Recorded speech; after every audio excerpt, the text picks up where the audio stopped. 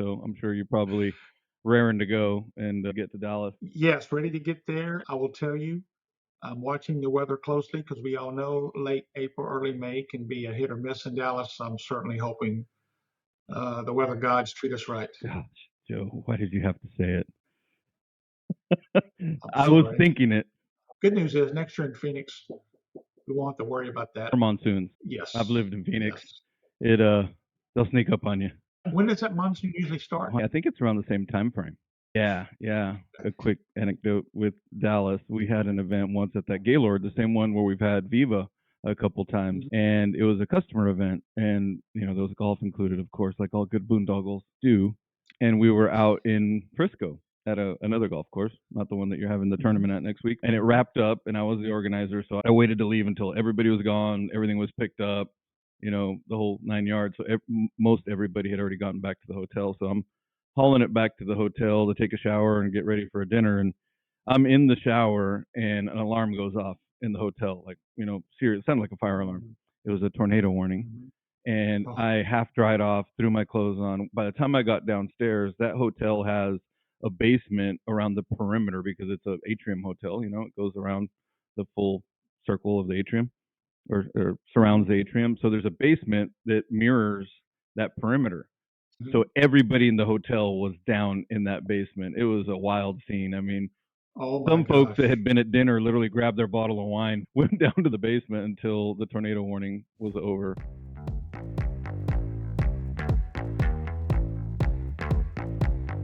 Welcome, everybody, to the Fresh Cred. Thanks for being with us today. We have a special guest, Mr. Joe Watson, VP of Retail, Food Service, and Wholesale at International Fresh Produce Association, who we here at the Fresh Cred so affectionately call JW.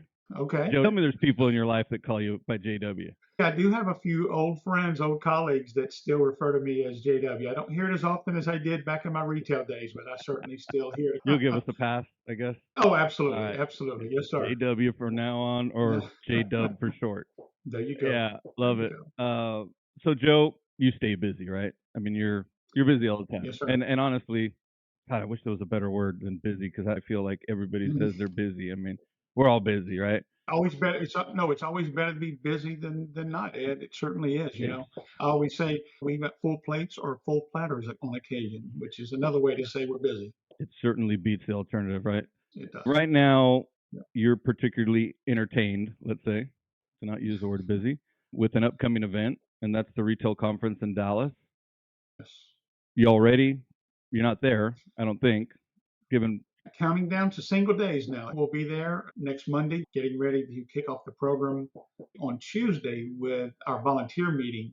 Our volunteers will be coming in from all over the country, those that are part of the Retail Council, and we'll have our volunteer meeting on that Tuesday with a council dinner that evening. We're very excited about getting our volunteer leaders together and having a chance to spend most of the day with them.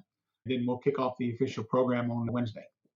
So they're going to get their Joe time on Tuesday. Yeah, and we'll start the day again with the Buyer Connect sessions. So the sessions where we arrange buyers and supply side companies to come together in a speed dating type format. We have had this event, this will be the third year. We've done this session at the retail conference. It's a high value and certainly a high sought after program that companies want to be part of. Supply side companies come in and sponsor the opportunity to come in and meet with the buyers. And we'll have 12 retailers and 12 supply side companies who will meet for that session. That'll be on Wednesday morning. Once that concludes the fourth annual golf outing for the retail conference. So, Joe, you mentioned, believe it or not, I've never been to this event at all. The conference, the golf tournament, anything. I mean, I love everything IFPA and the pre-dated PMA events that now have, rolled into and united both, right? Love them all. But I have not been to this event before. So this is going to be a great experience for me. I'm excited. It's in my home state. I think you might still be closer to Dallas than I am, living in the Rio Grande Valley. I think I am, Ed. Actually, I think I am. And if you wouldn't mind me sharing this, the retail conference actually is a former PMA legacy event that we had held for years in Philadelphia. And in 2019, we started talking about moving the location of the event each year and move to make that happen. And we were going to hold the event in Chicago in 2020. Pandemic hit, everything was canceled. After the IFPA was launched in 2022, we knew we wanted to bring this event back, but kind of rebrand it a little bit, add some other features to it, i.e., the golf tournament, the buyer sourcing meetings, and the like. And we kicked it off in Chicago in 2022, held it there for those here in Dallas this year. And we really want to move this event to kind of a hub, if you will, West and maybe Chicago, Dallas, Phoenix. Those are kind of hub areas, easy to get in, easy to get out. There's an audience that can get to those locations rather easily. For a 2-day event, you don't want to have a lot of complications with travel, right? So we want to make it easy to get in, easy to get out, can draw that audience in that's going to have an opportunity to connect and network and spend a couple of really cool, relaxing days with each other. Well, I think that all sounds great. A lot of folks can get to Dallas in particular on a direct flight, Chicago, Phoenix, maybe not as much, but much better than McAllen. I'll tell you that much right now. I have to connect everywhere I go. Dallas is a great fit. Obviously, I'm a little biased, but Dallas is a good place to travel in and out of. Huge airport. I think sometimes it takes longer to get actually into the airport on the street level than it is even on the plane. But once you're in there, you can pretty much go anywhere directly. Absolutely. And that was the idea around selecting the Dallas area. It is centrally located as well. So the audience coming from both sides of the country can get there relatively easy. So we're looking forward to being in Dallas and can't wait to see everyone in person. In other words, do all three locations, or you just rotate between the three? Well, right now we're in Dallas this year. We will be back in Phoenix next year. Okay. By the time we get to Dallas next week, we plan to have a save the date for the audience so people can start adding it to their calendar. In the 4th year of this event, it's still largely unknown to a lot of people in the industry. And we want to make sure that when people start doing their planning or travel for the upcoming year, it's something that they have marked on their calendar. We're certainly going to put a push out for that to make sure that attendees to the event, but those we missed as well. How do we appeal to them to want to add this to their calendar and understand the value of being there and connecting with, especially those on the supply side, to come in and connect with the buy side, the retailers and the like. And again, in a 2-day intimate sized event where there's a lot of focus on the networking with the education thrown in, that's good, really meaningful topics that's going to bring value to their time spent there. And that's where it's at, obviously. I mean, from a supplier standpoint, primary or tertiary, there's always excitement when the VIPs around, which we're calling the buyers, let's say, right? So we know what that response is. I can almost guess, right? But on the retail side, what's the feedback been like so far as participation? Now there's a huge demand on the schedule. You mentioned it a bit ago that you want folks to put that on the calendar and have it ready and ready to go for the year, which I tend to do. I'm working on October right now, both for personal and business purposes, but everybody's time is very valuable. But in the case of retail procurement, in particular, the amount of days they can be out of the office, as you know, being in retail so many years yourself, you're competing for time. What's the feedback been like so far as getting the commitment from retail procurement and buyers? It's been kind of a mixed bag, to be honest with you, Ed. But at the same time, we've had really strong support from the retail audience across the U.S. and again, a couple from Canada as well. So we're very thankful for that, number one, because again, to your point, their time is very valuable and they have a lot of asks to attend other events as well. And so they have to weigh that. What is the value of attending a specific event? What are they going to get out of it for their business versus the time away from the office, which never stops? When in retail, it's 24/7. If they're an event, that means their work is going to be waiting for them when they get back. And I certainly respect that and lived that for many, many years. And so I think for us, it's about making sure that the message is clear about what the event is about. And it's really about the networking. It's really about bringing the buy side and supply side together. Although we do have the tabletops where some sponsors will have their tabletops out there and the audience will be able to engage with them during the breaks and the networking periods to connect with those. But it's really about getting together and having an opportunity to talk just amongst each other in kind of a formatted, kind of a differentiated format for the event. And that's where we really think the sweet spot of the retail conference is. And we look forward to continuing to continue to evolve this event and do some different things coming up in the years ahead based on the feedback we get. I will tell you, Ed, one of the things we did here coming out of the event last year was attendees wanted more time to interact during the education. And so we're bringing that to this year's education format, whereas we are certainly going to have some presentations. I think the panel is going to be stellar with our panel we're going to have this year, especially given the issues such as tariffs and other issues going on where policy is warranted. But I think also too, Kevin Coop as our MC is going to bring excitement and certainly a high energy level to the day of education. And the interactive sessions we have planned, I believe, will get the entire audience engaged. And we'll have some really cool back and forth conversations and hopefully some great takeaways that when people walk out of the room, they've got some actionable solutions that they can bring to their businesses. That's awesome. I think you're spot on. I was going to ask you about the tabletop exhibits, and you actually beat me to the punch, but that sounds pretty fun. Is any registered company or sponsored company eligible to do that? Not having been to the event, or maybe this is a first year thing with the tabletop exhibit, but that's piqued my curiosity. Yeah, so the tabletop opportunities are limited. I believe we have 15 or 16 companies who are participating in that. And we have the opportunity to grow that based on the demand in the coming years. It's really about when we plan the event to make sure we plan the right amount of space based on the demand for that type of program with the tabletops we're talking about now. So when we go to Phoenix next year, if we're getting much more demand than we have space, we certainly want to address that and make sure we get more companies that want to have the opportunity to come in and show their products and services in that tabletop format. I'm sure they will jump on the opportunity for sure. Joe, going back to, we were talking about time and folks prioritizing their time as far as trade shows are concerned. Just curious to get your take. Trade shows over the years, those that have been involved with planning and otherwise, we don't seem to be able to get away from the weekend component. And I'm not sure if it's a urban legend or urban myth, or the feedback I had gotten over the years is particularly for buyers, that they would be willing to get to a show that might take some of their weekend away, but it's easier than taking a couple days out of the middle of the week. This show's nice and short, so it's easy.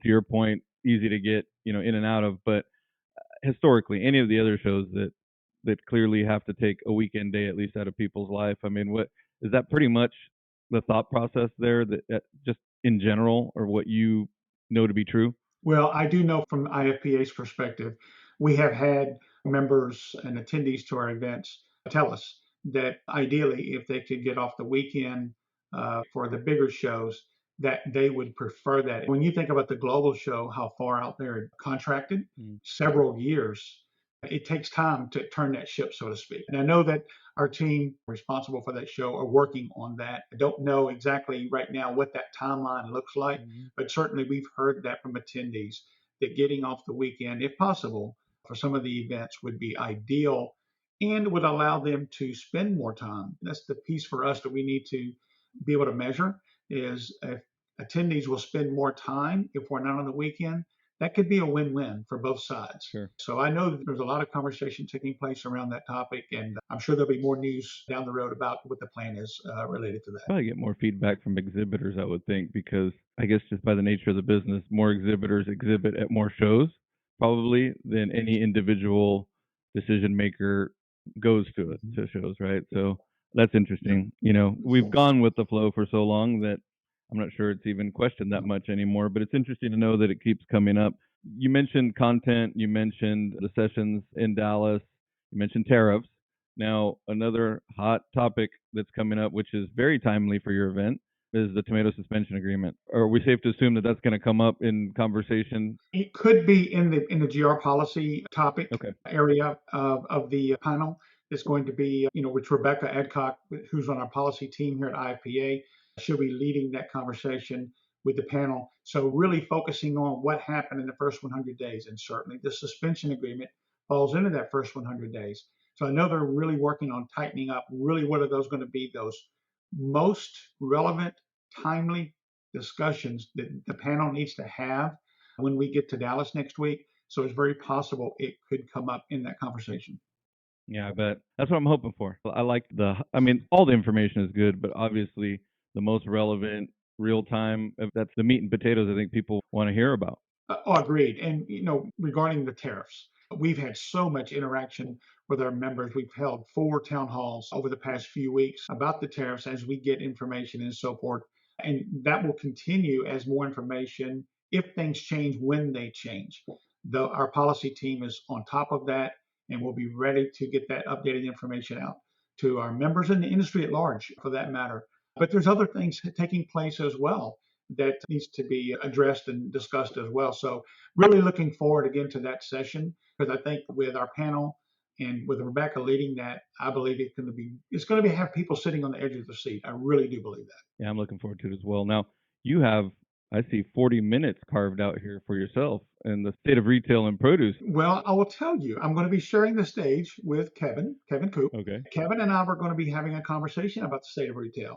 And we've already had a couple of calls discussing what are the topics that are really, really relevant as it relates to retail. But we can't not talk about the supply side when it comes to the state of retail, because they fit together, right? They have to go together. And so we're going to have conversation about what's happening at the state of retail, but there's an impact on the supply side as well too. And so we certainly want to touch on that as well. But we want to really set up the presentation from Jonna Parker with Circana, who's going to follow us and give us a lay of the land, what's happening with consumer trends and so forth. So we really want to set the stage for her presentation as well. We expect us not to get into so much about the data, because John is going to cover that. We're really going to talk about from the standpoint of there are a lot of factors taking place that's impacting both the retail side, but also the supply side, and really touch on that and discuss that and really get people intrigued and hopefully whet their appetite for more that they want to get out of that session. Yeah, actually, I was reading through that. I'm excited to hear what John has to say as well. Anytime that data or the analytics comes into play, it's important for regional retailers, national retailers alike, as far as strategy and information and education. I think it's hard to go wrong. You mentioned the 100 days of the administration. I have been pumped up about the DC conference this year because I think it's going to be a great one, right? Just considering it's first year of the administration, tends to be a little bit more going on with what's happened so far. Obviously, we have this event right in front of us, but I mean, would you say that's going to be one of the more well attended DC conferences in a while? To your point, Ed, because of so many things that are taking place, we need the industry's voice to be in Washington. It's one thing for IFPA to be leading the charge on behalf of the industry and staying in front of many of the issues that we are facing, things that we need legislators to support us on and to be aware of that's impacting our industry. But it's quite another to have our members themselves to sit down with representatives to talk about their own businesses and the impact it's having and how legislators and the policy that they make can help or hurt. And we need their help. So to your point, if ever there was a year to have a full house for the policy conference or the Washington conference, this is the year for it. People need to put the time on the calendar, invest the time, because our industry and many, the entire industry and businesses depend on us having a voice heard. Ever there was a year. I mean, I've been many times to DC for the conference, and frankly, it's just an eye-opening experience. It's sort of like traveling or even traveling abroad, which I haven't done a lot of, but the folks that do always talk about how mind-opening it is. And that's what I feel like going to DC is. I think it's very mind-opening. I find myself watching C-SPAN when I get home and stuff that I wouldn't otherwise do, I think, in my day-to-day. All of a sudden you get this kind of political booster shot of just wanting to be informed and wanting to be at least, a part of what's going on. Absolutely. And I'll tell you from my own experience, when I was in retail, I attended 3 times, and having the chance to meet with the people who represent us that are voted to go to Washington to represent us is a powerful thing to do, to speak on your own behalf or your company's behalf, but largely in support of the entire industry, but certainly from your company's perspective.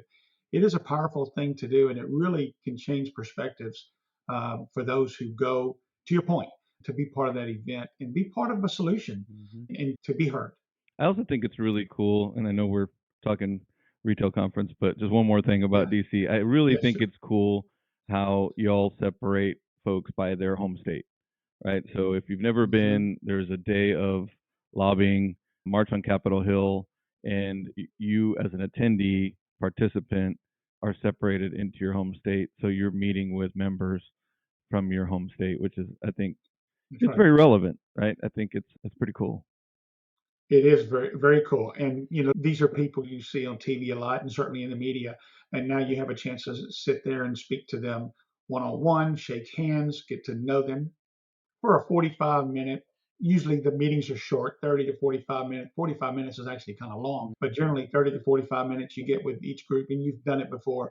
But it's just really eye opening. It's really eye opening and well worth the time and investment to do. So I encourage anyone who's thinking about attending the Washington conference to make it happen. Industry counts on this. Exactly. We will see you there. So, Joe, what's this now? We're a little over a week before the retail conference. What we love so much about this event, and I think what attendees really enjoy so much about this event, and I've said it before, it's an intimate sized group. The programming is on point in terms of what the audience wants to hear.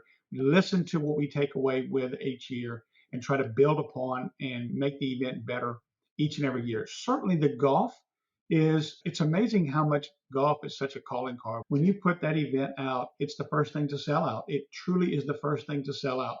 But then beyond that, the welcome reception and awards reception the evening after golf is also a great time to come and network, shake hands, meet new people, make new contacts while enjoying a little food, a little bit of drink. And, we get to do the golf awards as well and just spend the evening together and just have that camaraderie. We do so well as an industry. We love to shake hands and hug necks and so forth. And we look forward to doing a lot of that in Dallas next week. Remind everybody, Joe, where the location of the event, the hotel and golf course? Yes, so the event is going to be held at the Westin Stonebriar Hotel and Resort in Frisco. Now, we have, because of demand, we were able to have some other properties right close by within walking distance. I think most of them are to the Westin. So some people will be staying at the other properties nearby, but the Westin Stonebriar is the host hotel, and that's where the golf course is as well. Not too shabby for sure. I know the area pretty well, and we got to have a lot of family that live in the area as well. I'll actually get to see my mom while I'm there, so she'll be happy about that. Nice. Good stuff. I can remember a time, and I know you can too, when Frisco was just prairie land. Oh yeah. And to look what it is today, it's amazing how much it's grown there. Oh yeah. It's amazing. So Joe, fresh produce consumption, that's what it's all about, right? Health Mhm. benefits of fresh fruits and vegetables. I'm taking you for a pretty adventurous guy when it comes to what goes on your plate. Anything new and exciting you're trying from a fruits and vegetable standpoint? I will say it's not something necessarily new, but something my wife and I just in the last 3 or 4 weeks, maybe 6 weeks or so, we can't get enough of the mag melons from Delani. We've been picking them up locally. They've been so amazingly good. It's obviously offshore. That season is going to be ending here pretty quick, but wow, they have been so good this year, and certainly not new, but just I don't know what it is, but the tropical flavor. Mangoes have really been so good, and we've really been enjoying mangoes through the late winter time and now early into spring. We've really been digging into those as well. Again, it's not necessarily new, but just something from a standpoint of what we've been kind of craving and Mm-hmm. enjoying the most. Those are two items that we've really, really been partaking in. It's kind of fun. Mangoes have been great this year. Yeah, I think we've been spoiled. absolutely. I think back to when I was a kid, and when something wasn't in season, it just wasn't in season. You didn't get it. Now we're Hmm. relatively spoiled that almost everything in the department is available year round. But still, it's sort of fun when there's a particularly good season and the fruits, we're talking about mangoes or the, bricks are particularly high or the just great flavor or the quality, let's say, overall. It's kind of Hmm. fun to chase Hmm. it as sort of a produce nerd, which I put myself in that category. Not to your extent, maybe, but I do love, trying new things. Papayas is this year all of a sudden was on my radar and started eating papaya. Papaya and strawberry, mango and strawberry, great combination. I like both of them. You might think this one's a Hmm. little weird, but mango and avocado, love that combination. Mango and avocado. Okay. Yeah. All It's right. a little different. But yeah, to your point, they're items that have been around forever, but they're not always in the lineup, right? And so Mhm. it's fun just to try something different, or like I said, follow a trend where, and I mean that in quality, right? Something that comes out that's particularly good that year at harvest, and Mhm. it's fun to see it through to the end. You know, what's really cool too, Ed, is we don't have really too many seasons anymore in terms of when something is available. And we've got one right now. Vidalia onions just started last week. So Vidalia onions are hitting stores, and people will certainly be buying those up, enjoying them throughout this early part of the summer.